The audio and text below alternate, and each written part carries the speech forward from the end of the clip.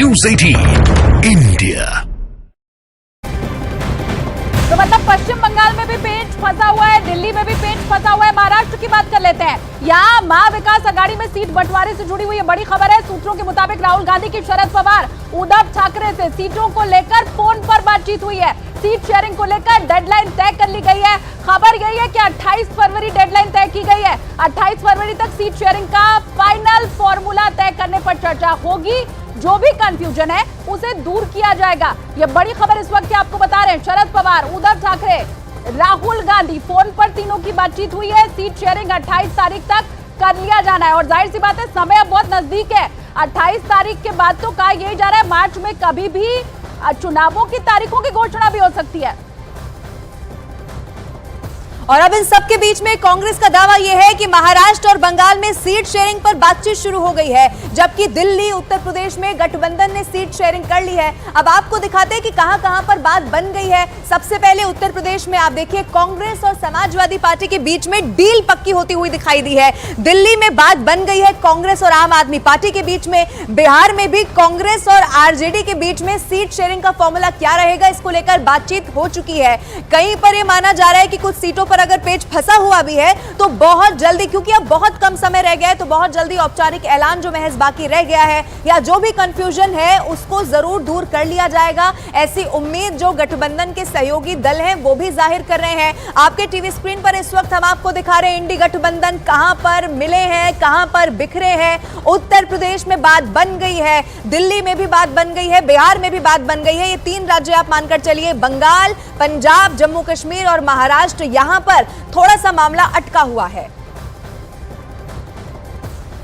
तो महाविकास आघाड़ी अब देखना है कि महाराष्ट्र के अंदर क्या होता है। वैसे भी महाराष्ट्र इस वक्त सबसे ज्यादा कॉम्प्लिकेटेड है। 2 शिवसेना हो गई है, 2 एनसीपी हो गई है, एक धड़ा अभी कांग्रेस के साथ है। तो वो महाविकास आघाड़ी जो पहले महाराष्ट्र में काबिज था, जिसने वहां पर सरकार चलाई, अब आगे वहां पर सीट शेयरिंग का फॉर्मूला क्या तय होता है, ये बड़ी बात है। राहुल गांधी हालांकि उद्धव ठाकरे से फोन पर बात कर चुके हैं, शरद पवार से फोन पर बात कर चुके हैं। और अब एक और ब्रेकिंग न्यूज कांग्रेस को लेकर मिल रही है। लोकसभा चुनाव से पहले कांग्रेस की बड़ी बैठक होने वाली है। 27 फरवरी, 29 फरवरी और 1 मार्च को कांग्रेस की ये बड़ी बैठक होगी। सीडब्ल्यूसी और सीईसी की बैठक होने जा रही है और जरूर इसमें लोकसभा चुनाव को लेकर क्या रणनीति रहने वाली है, इसको लेकर जरूर चर्चा की जाएगी। और उसी लिहाज से ये बैठक बहुत खास हो जाती है। कांग्रेस जो इस वक्त कैसे चुनाव प्रचार से लेकर आगे की रणनीति तक, चूंकि अब जो लिस्ट है वो भी जरूर जारी होनी है, उसको लेकर भी बात होनी है। तो इन सब पर चर्चा इस बैठक में की जाएगी। 27, 29 और 1 मार्च ये बड़ी बैठक कांग्रेस की तरफ से रखी गई है।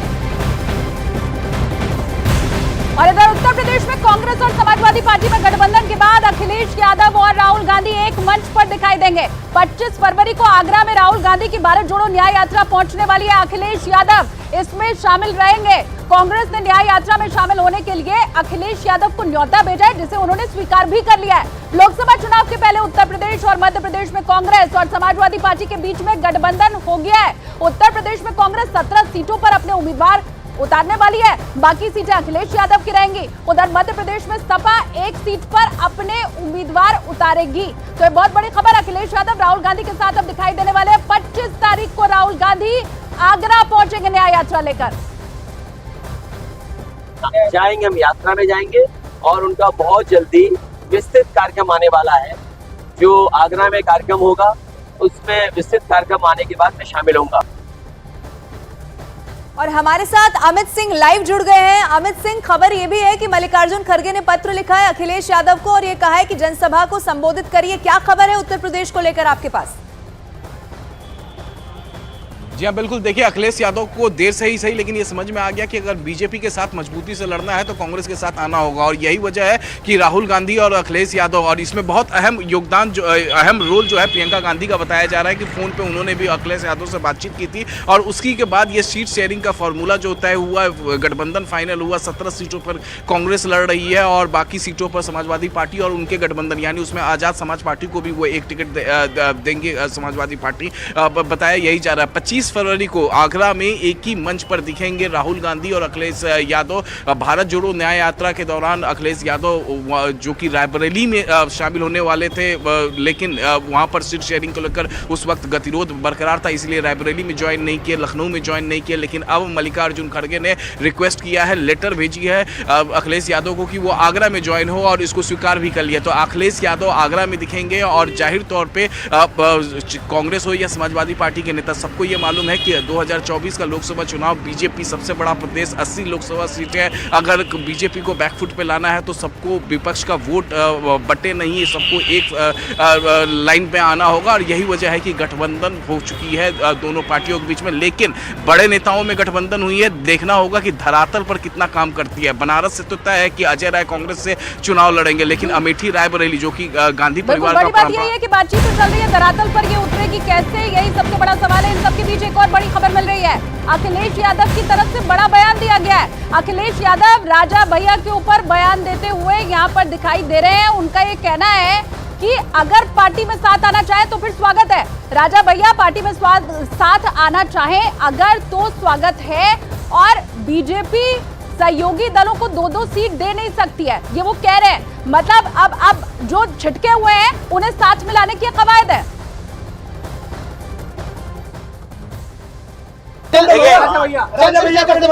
देखिए, जो आना चाहे स्वागत है सबका, क्योंकि बीजेपी ने सबको वादा किया मंत्री बनाने का।